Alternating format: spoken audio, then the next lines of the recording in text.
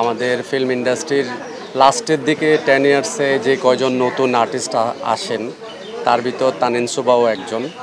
আমার সাথে কোনো কাজ হয়নি তার, বাট বন্ধু হিসেবে দারুণ ছিল এবং আমাদের চলচ্চিত্রের যে কোনো প্রোগ্রামে ওর উপস্থিতি আমাদের সবাইকে খুব বেশি আনন্দিত করতো।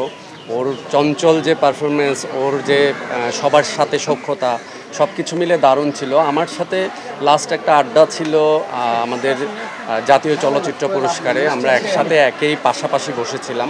তো সেই হিসেবে 3-4 ঘন্টা আমরা অনেক বেশি কথাবার্তা বলার সুযোগ পেয়েছিলাম। সব কিছু মিলে খুব খারাপ লাগার, খুব কষ্ট পেয়েছি এবং আমরা একটা সহকর্মীকে এইভাবে হারিয়ে ফেলবো এটা আসলে কল্পনা করিনি। বাট আল্লাহ নিয়ে গেছেন।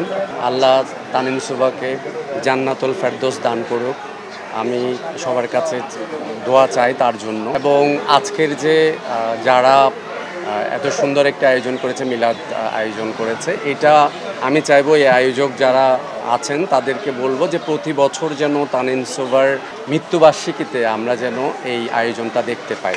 সবাই তানিন সুবার জন্য দোয়া করবেন, ও যেন ওই পারে গিয়ে আল্লাহ যেন তাকে জান্নাতুল ফেরদৌস দান করেন। আসলে আমাদের আর্টিস্ট অ্যাসোসিয়েশনের কথা বলবো, আমাদের যদি কোনো প্রোগ্রাম হয়, আমাদের লাস্ট বৈশাখী প্রোগ্রাম ছিল, আমিও অ্যাটেন্ড ছিলাম। তো এরকম প্রত্যেকটা প্রোগ্রামে তার উপস্থিতি এটা আসলে একটা সংগঠনকেও অনেক বেশি উজ্জীবিত রাখে।